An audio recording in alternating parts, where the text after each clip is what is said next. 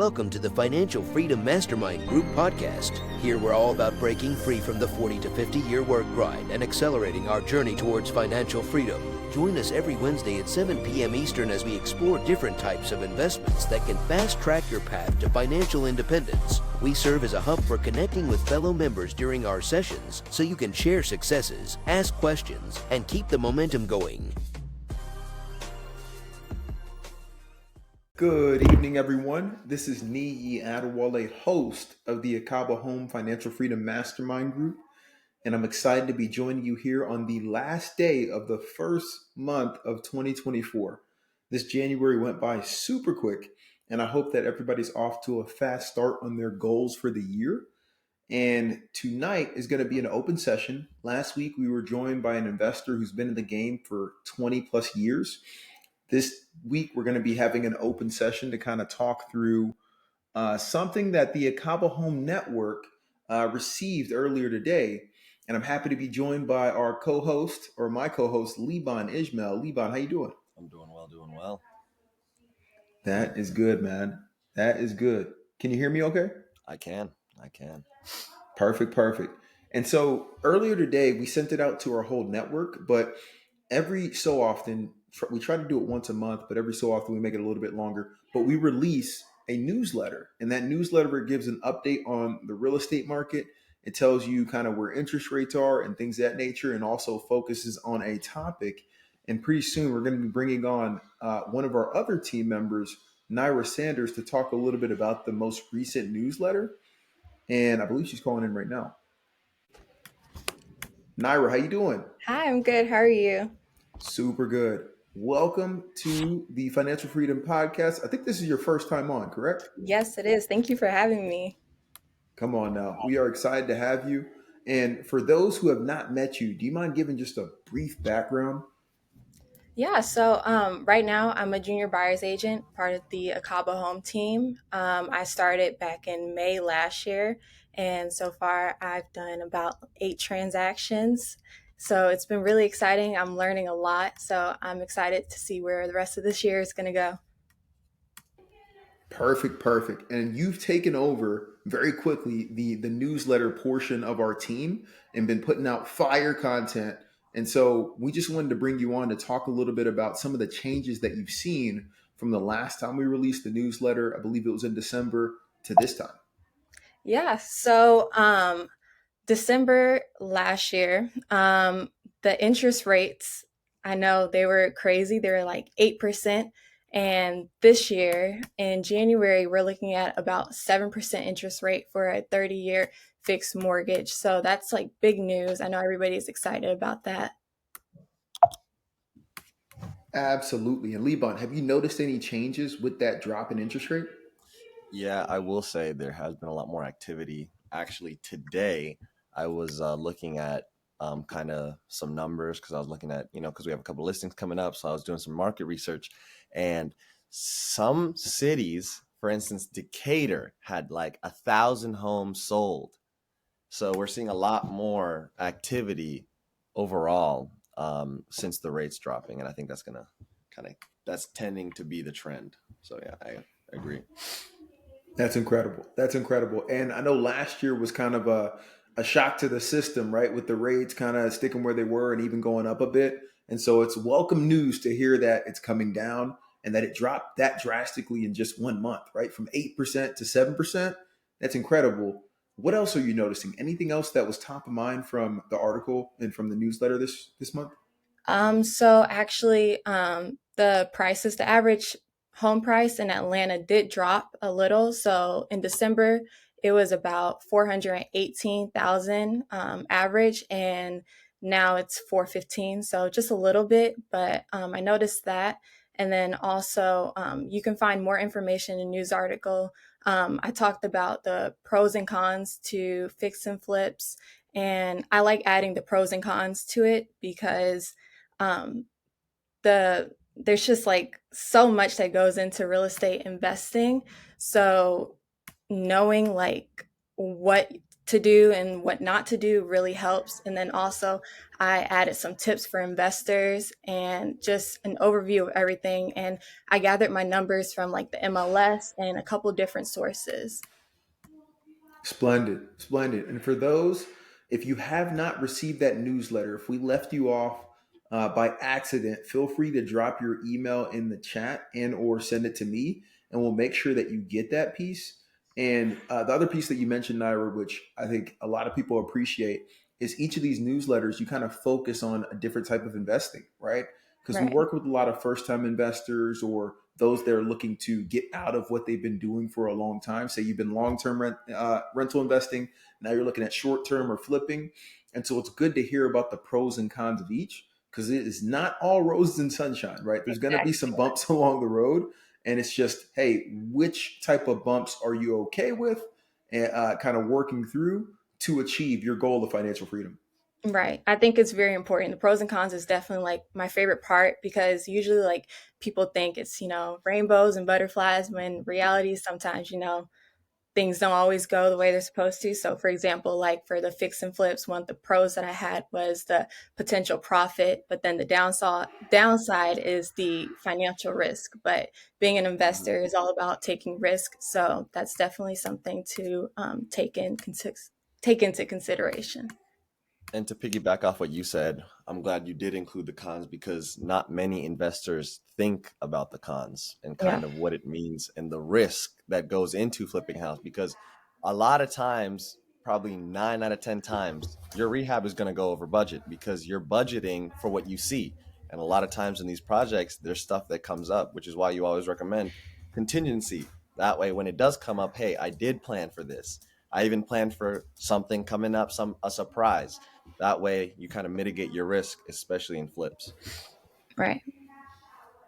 Agreed, agreed. And now we want to open it up. If there's any questions for Nyra on the newsletter that was released earlier today, or any comments, please feel free to drop it in the chat and or to join live. This is going to be an open session again where we talk about kind of what you want to talk about, but we wanted to kick it off with some of the news that's happening in the Atlanta and Georgia market. And before I guess people join, I kind of had a question for the team because we're always constantly seeing houses. That's something that we do in our day-to-day lives. But I've never really asked you guys what style of home you guys like. Hmm. Because me personally, I do like the cottages. I feel like I'm back.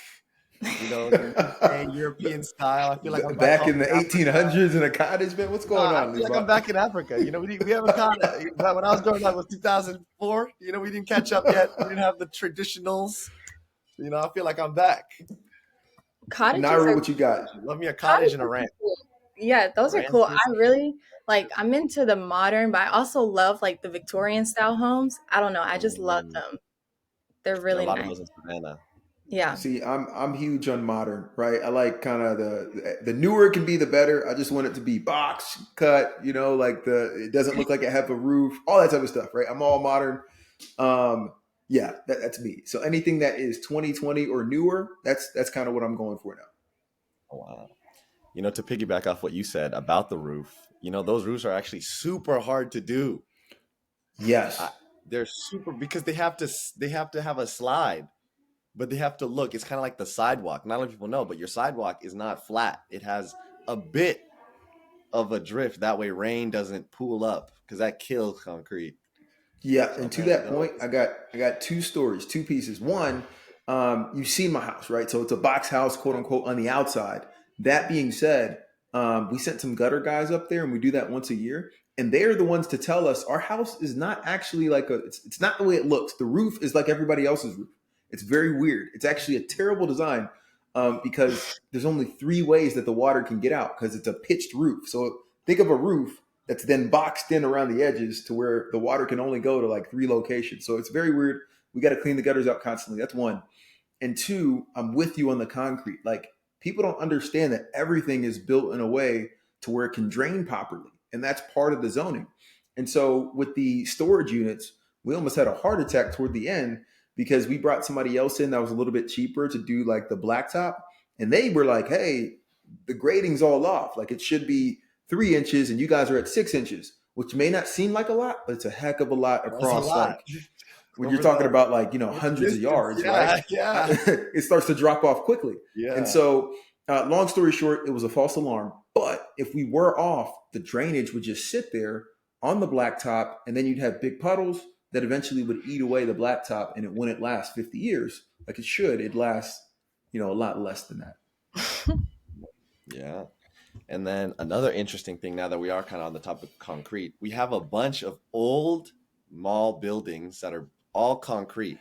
And I was reading, and apparently we cannot demolish them because of the like CO2 that gets released because of them.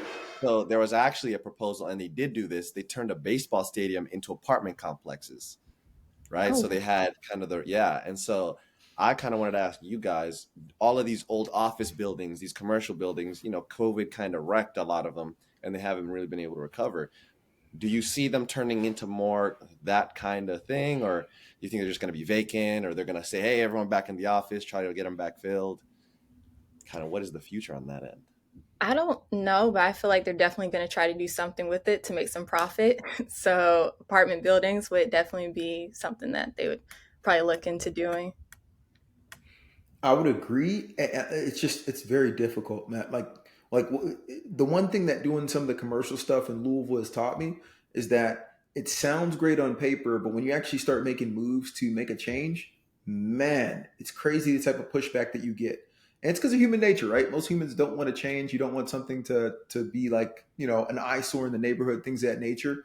And so yeah, it's hard to get the community behind you to actually get these things done. And it takes many years, right? So, for example, in my neighborhood that I live in here, there's this developer who back in '08 bought up a lot of the commercial properties in the neighborhood. And people say that he basically saved the neighborhood, right? Back in '08, '09, things of that nature. But now he's actually making money on those by turning them over into mixed use buildings and apartments. And every time that he puts up like signs to get this thing going, there's like a Facebook group and community meetings and all this stuff, and people are like basically trying to tear down his house to like, hey, why are you putting up this mixed use? It's like, dude, he saved the neighborhood like a couple years ago. But it's one of those like when you start to actually take action on these mixed use buildings, a lot of people come out the woodwork to try to stop you, and so that's the one piece I would caution against is the neighbors, right? You really got to check who the neighbors are because they may try to come out there and put a stop to it. Did you run into any pushback when you're doing the townhome and storage unit developments? Absolutely, right? The piece that thankfully we were able to get done is when we purchased the land, we made sure that the previous owner had all the right documentation on it, right? So the previous owner went through a 2-year struggle of getting the land rezoned from agricultural to B2 commercial, which in Louisville, B2 means you can build whatever you want, right? Basically, right?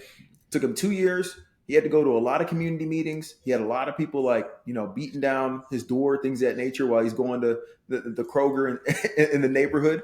And so long story short, he got that rezoned and did the hard lifting. And all we had to do was show the final plans. And we had to open it up to the community still for the final plans. And they gave us their feedback. A lot of people didn't like it, but on paper, there was nothing they could do because it conformed to the zoning that we had. It was just a requirement that we kind of, hey, you got to show this and allow people to give their opinions.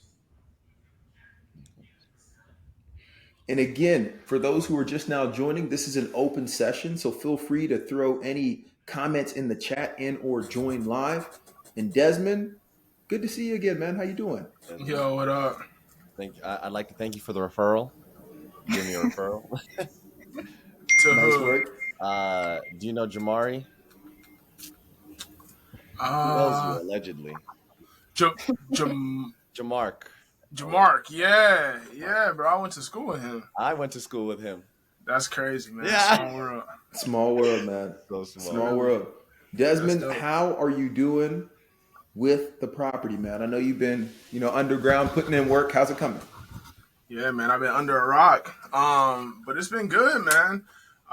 It's like a couple of days from being a month out, right, from the closing. And the B&B, it's almost there. I don't know why my camera keeps like refocusing, but it's almost there. Putting like some of the final touches, like finishing pieces, blinds, decor, shit like that. But I'm hoping I'm gonna be able to get it hosted by this weekend. And then otherwise have been like onboarding my long-term tenants that I inherited onto like the portal. And I feel better now because I have more than just like one measly tenant in my tenant portal. So now I have like actually a reason to have that. But yeah, man, it's been good. It's been good. That is dope. Are you planning to delay the launch of the B&B until the landscaping perfect? Man, I might have to until the grass is at that perfect height, like we were saying. Nah, not this time. And this Hey, is the come on now. quadplex, right? Say it again. This is the quadplex. Yeah, so it's one unit in the quadplex. And thank you for the recommendation of Tunde, who did like what ended up being like a $10,000 renovation for me, which is crazy because it started with like, oh yeah, we'll just like paint, maybe like replace the bathroom tile, and then it's like, oh, we're gonna like do the trim. Like I built like a fence, like definitely did more than I had planned. But I mean, it looks good. I think it was a solid investment, and hopefully will be worth it in the long run. But yeah, man, he did some solid work, and came back a couple of times to like do the finishing touches because there were some things that weren't 100% buttoned up, but he came back and finished those things. So that was cool to see. So yeah, man, we're getting there. We're getting there. Hey, come on now. I'm excited to see the finished pictures when it's done. And you officially own a monopoly, sir, on Yeah, that block. bro. So that's pretty cool. Yes, sir. I'm trying to get the street. Oh, I'm telling you. that's nice. So are all the units? So are all of them vacant, and you're waiting to post them on Airbnb, or are some No. of them occupied? Thank God, no, because I would be like, I definitely wouldn't have time to probably be on this call. I'd be so much more stressed. Because even last year, I did like 2 units at one time, and that was like a lot. So no, I inherited 3 tenants, and then one was vacant. That's going to be the B&B. And then I have a tenant right now who pays late consistently every month. So I'm trying to figure out what I'm going to do about that and how I'm going to handle that situation. Their lease is up at like the end of March. So I actually now, like tomorrow, need to give them the notice of like, am I going to renew? Am I going to, not renew? What the decision is going to be? And it's interesting because there's an $100 late fee, but looking at the rent roll that we got during the closing and like based off of last month, they pay every month With the late fee? with the late fee. So they pay an extra $100 just 15 days late. So I'm like, huh. I'm like, it's like $100 more in the rent that I'm making. But it's like, do I keep betting on them? Well, really, one, it would be nice to have my money on time. One, because my mortgage is due on time. 2, do I bet on them continuing to pay late? Or 1 month, do I risk them defaulting, which I feel like is a risk because they're already paying on the 15th. Thoughts and suggestions are welcome. Yeah. So when it comes to long-term rentals, you've got to set a standard, right? Across the board, whatever that may be. And so, especially with the renewal, I would just try to sit down and have the conversation with them on this piece. Like, hey, it's due on this date for us. And maybe in the new lease, you bump up the late fee to encourage them to pay on time. But either way, you can increase the rent by 100. They've shown they can pay it. So increase the rent by at least 100, right? But then bump up the late fee to maybe, hey, we expect rent on time, just like you expect us to take care of maintenance issues on time. And so the late fee is now going to be $150 or $175, something of that nature, right? To encourage them to kind of pay on time, because that's really just a habit thing, right? They're paying on the 15th out of habit now. And so that's kind of what I would do, and try to keep them in that unit, right? As much as you can, especially while you're updating this one, because you've already spent the money on one unit. If you can keep and renew the other tenants, kind of go from there. But interested to hear Kareem, Robbie, what are your thoughts? Yeah, 1,200 late. I'll say too, just before y'all give y'all thoughts. 1,200 late is better than nothing at all at no time. So that's what I've been thinking too. So. There's a couple couple apps that I've heard about that have a just an automatic withdrawal from the tenant's account, like bank account. So you can tell them. I've heard a couple people do it where they'll tell them like, hey, I'm not going to force you to use this, but if you do use this, it allows me to have all my tenants on the same payment structure, and I can give you a discount. Like, you could already be planning to up it to whatever amount, but you can say, I could, if you do this, that's auto pay, I'll drop the, monthly fee down by, whatever you want, basically.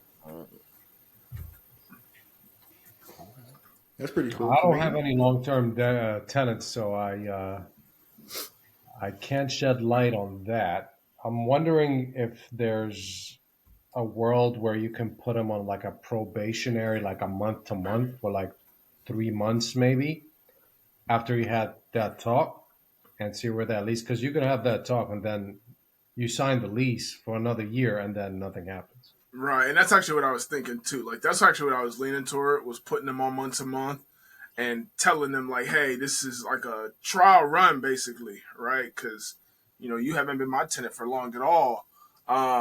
So that's kind of what I was leaning toward, and seeing how it goes and giving them maybe 3 or like 6 months, and then maybe going to like do a 6 month after that, and kind of like stair stepping it or maybe creeping toward a 12 month. Because like you said, at least right now, it's nice to have that money, even if it does come 15 days late, especially if it's $100 extra. Like, Yeah. kind of like cool, like that works.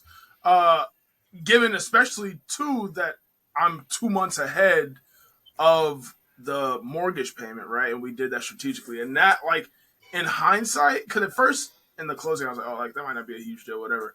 Now I'm like, dude, like thank God we did that shit. Cause like tomorrow's the first, bro. I would have been hurting trying to come up with that payment, man. I'm like, thank God. So yeah. To that point, I love that strategy that you're talking about, the month to month. The one thing I would caution against, and this is where my mind goes, is time of year, right? The most tenants that you're going to have out looking for places to live, at least the responsible ones, right, is going to be toward that summertime. That's why most leases end in the summer. That's when school gets out. A lot of people are out looking, right, for houses. Mm-hmm. And so if you're going to do that, love the month to month until the summer. And then I would look to get somebody locked in for longer than 6 months, right? Like I'd be looking for a year, because the whole point of having a lease is to get through that winter time. In the summer, we can rent to anybody, whether it's a short-term rental, mid-term, whatever, right? It's that winter time that you want to avoid. So as much as you can, if you can avoid having a lease end between the months of like November to call it February, that'd be ideal. That's a good idea. Also, you might want to be careful about the month to month, because sometimes it can just be hard to find people who, are going to be legitimate tenants, like regardless of the year. Like sometimes it'll take 2-3 months to find somebody good, so if this person's paying, I would try to keep them locked in. Agreed. But switching gears, Kareem, how you doing, man?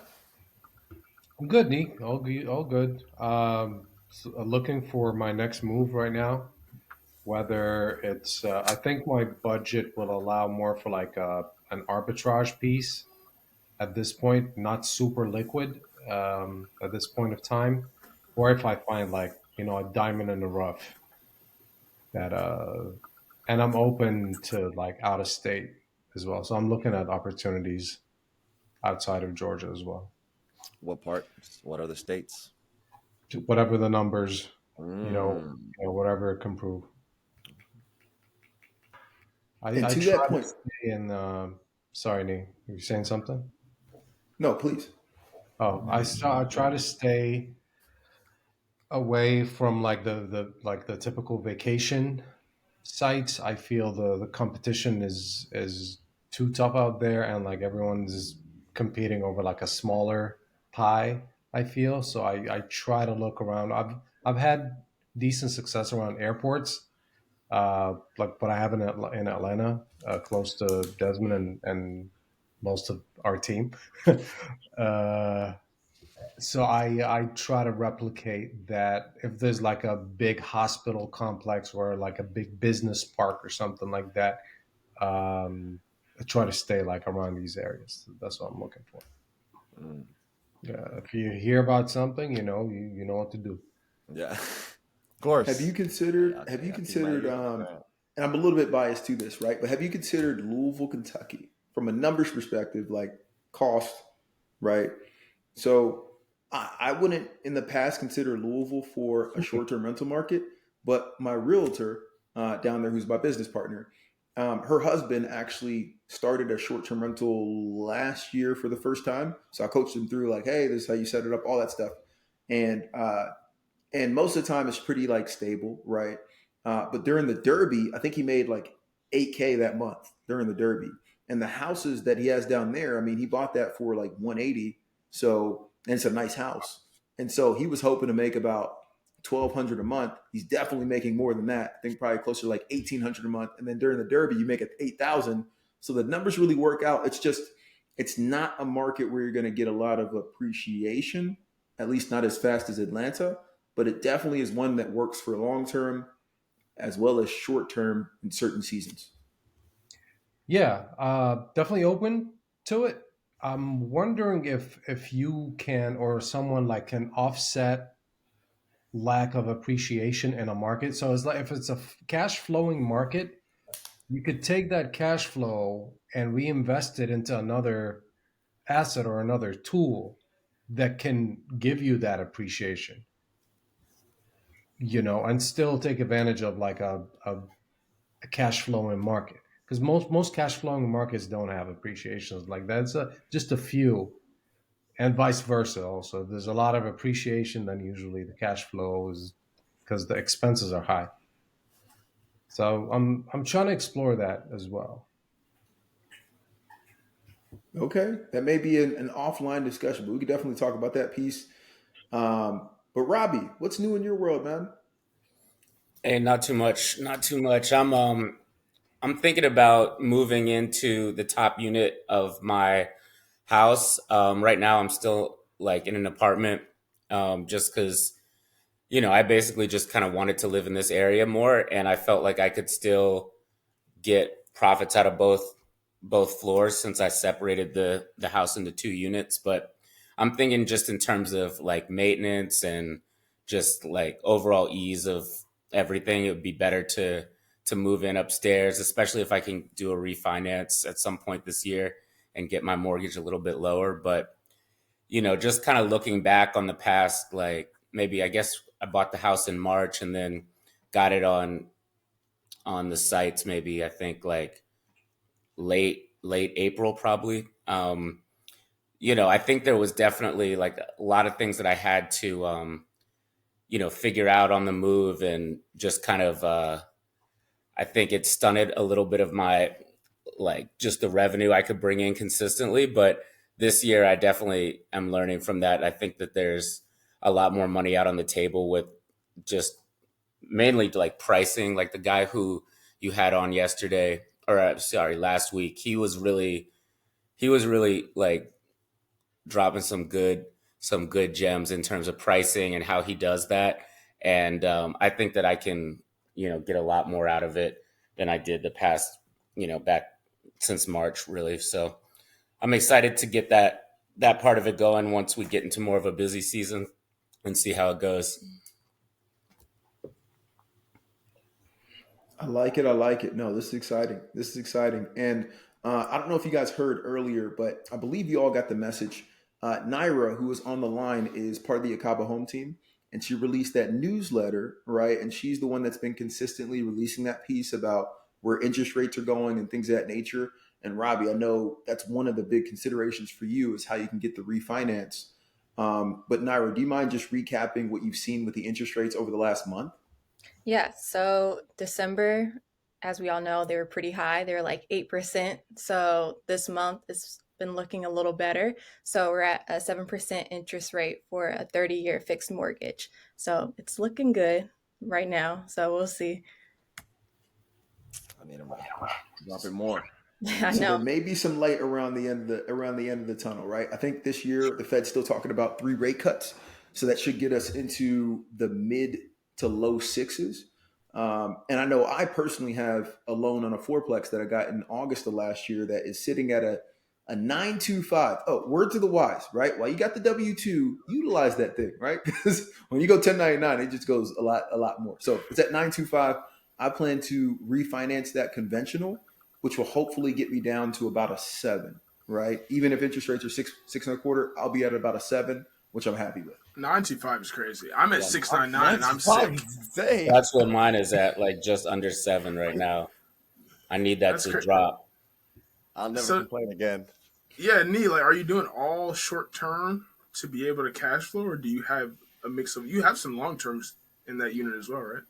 Yeah, so there's This 2 is the long quad. terms and 2 short. This is the quad Oh, up in Snellville. okay, yeah. So there's 2 long terms, 2 short terms. The one cool thing about this loan is, one, I didn't have to turn in all this paperwork because it was a bank statement loan. It was literally just looked at my bank statements for the last 12 months. So that saved me a good amount of time. I can't tell you how painful it is trying to pull everything together for all the properties. It's paperwork after paperwork. So that was one thing. And 2, I only had to put down 10%, and I did not, and there's no PMI on this loan. So that's the one piece that's saving it. So imagine your PMI payment and then the interest rate. I guess it kind of evens out, but there's no PMI on this piece, which is amazing. Mm-hmm. So my goal is, with the updated units, to be able to build the equity up to where I'm going to have 20% and then refinance it to a conventional. And at 20%, there's no PMI anyway. And then my interest rate drops, and now I'll get the best of both worlds. But my mortgage right now is $7,100.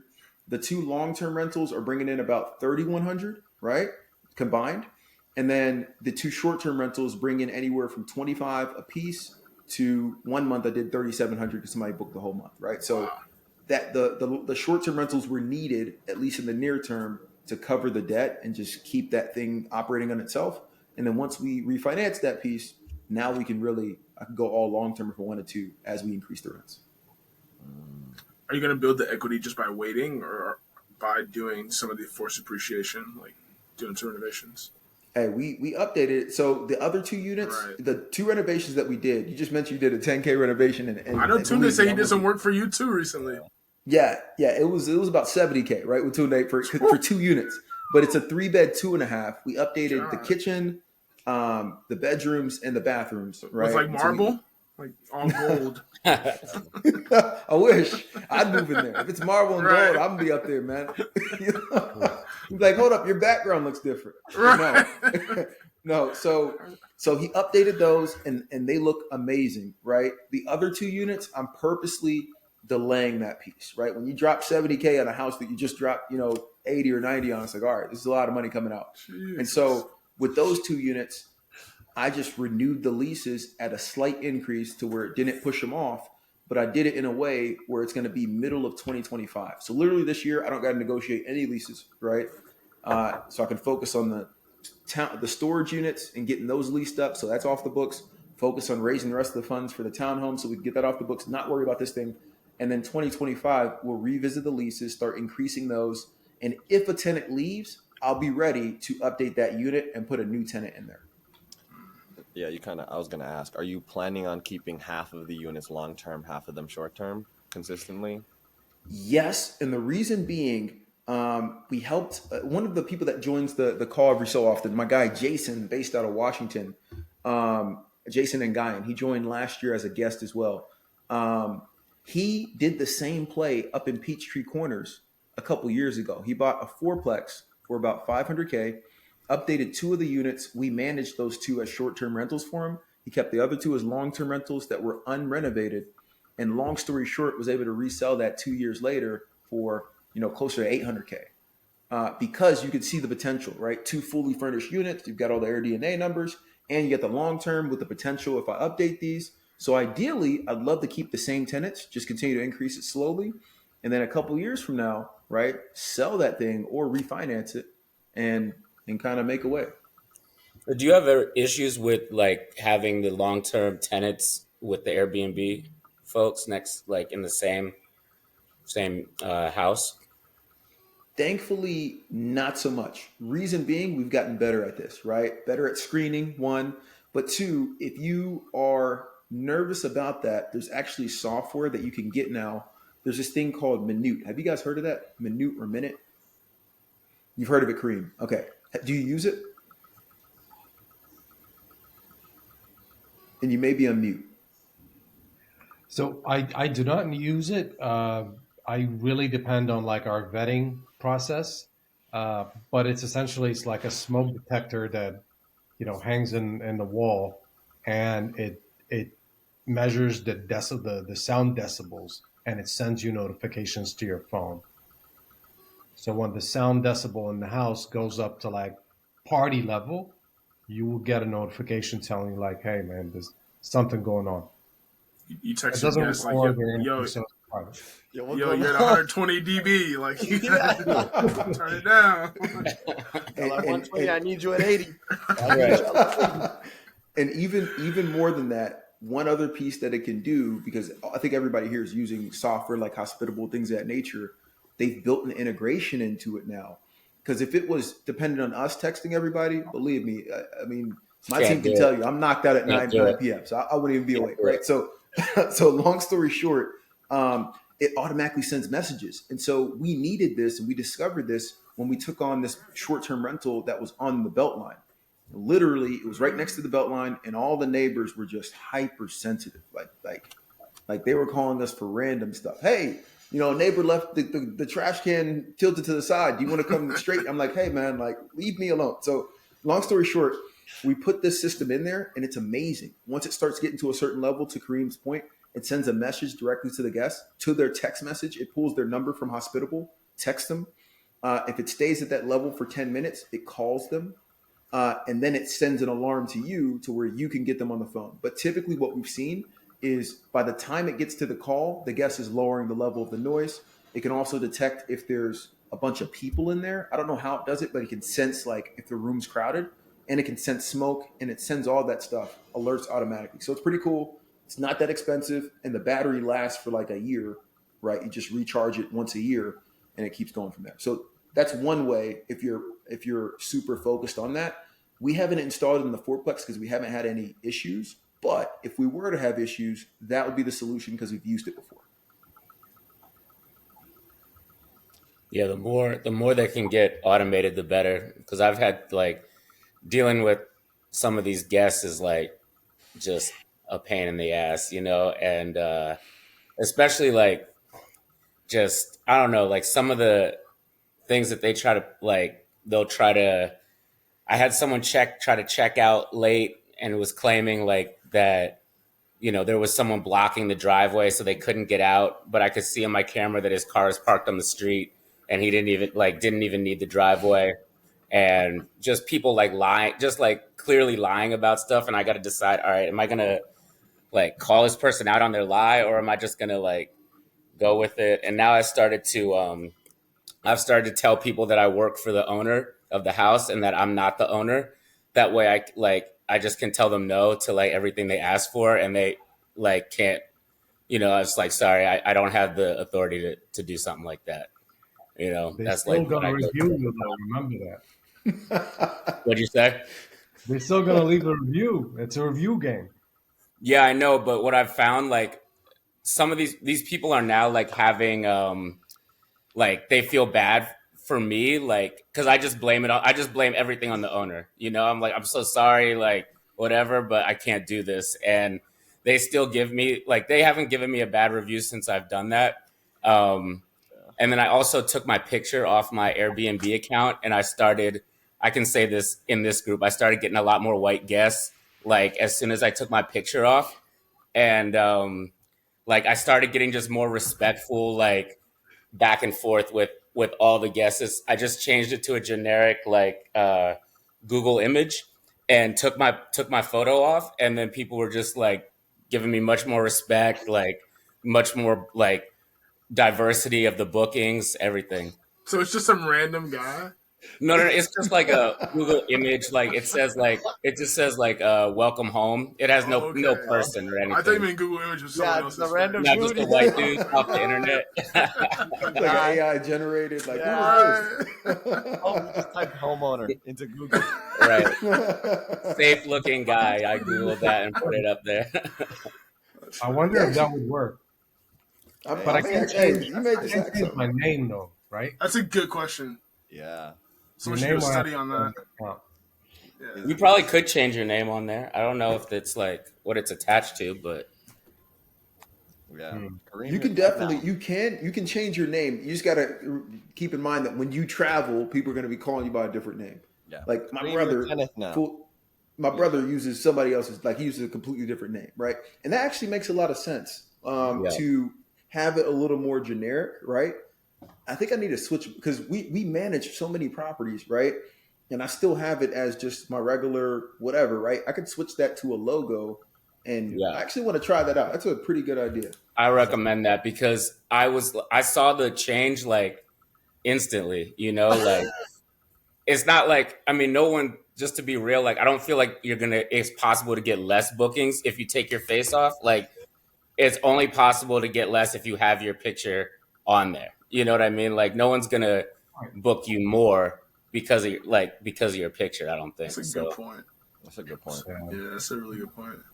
And they probably feel Yeah. like if it's not a face, it's like a company, so it's like more well. And it works with me saying like that I work for the owner. It's, you know what I mean? Like it works better now because I don't know, like No, I that's don't smart. I don't want to go into the whole psychology of it, but for me it's been working pretty And good. like you said, there's just no reason to have your picture. Like I don't think people Right. are, oh, like he might be cute. Like I'm like, Yeah. let me try to like. I don't think. No, I'm not trying to pick. Let me take My advantage guests of are them. not. My guests are not my type. I'm gonna say that right now. Like, my guests are definitely not my type. No, that's funny. No, I think I I'm think that's a changing change that we could all implement relatively quickly. Thank you, Robbie, for hitting us with the cold hard facts. All right, they don't want to see the Nigerian on there. Well, it's fine. Hey, we're gonna change this up and make sure we can get these bookings heading into high season. I got Also- like 3 white guests in a row when I changed my picture. I'm like, oh shit, yeah, this is working. No, that's funny. Levon, what you got, man? You got anything to wrap up our call tonight? I mean, honestly, I'm just glad to see everyone doing well. I actually ran into Robbie randomly. When did I see you? That was Saturday, I think. Saturday. I was at Krog, right? That's what it's called. No, we were at the Chattahoochee. Chattahoochee, the dining hall, and he told me this is what are you guys here? And I found out Saturday. I was shocked. Hey, good strategy though. Good strategy. I had to do something. I had man. to do something, yeah. But I'm glad to see everyone is doing well in the new year. Kind of glad to see everyone starting off well. I hope we finish as good as we started this year, you know. So hopefully everyone gets their goals done, and hopefully we keep going. Absolutely. And one last piece, just a little bit of a teaser, right? I think Robbie, we talked about it, but we're going to start doing in-person events once a quarter, kind of like appreciation events, really just to get together and actually see each other, right? Now that we're fully past COVID and all that stuff, we got to get out of our rooms and actually come out and meet each other and stuff. So long story short, there's going to be an invite going out for our first event. That's going to be in March. It's going to be pretty dope. It's going to be on a Friday. So we'll keep you posted. We're going to be sending that out in the next week or so. So looking forward to seeing all you guys out there. I think it'll be fun. Awesome. Cool. It's a bet. All right, y'all. Hey, have an awesome rest of this Wednesday, and we will catch you a little bit later. All right. Join us every Wednesday at 7 p.m. Eastern as we explore different types of investments that can fast track your path to financial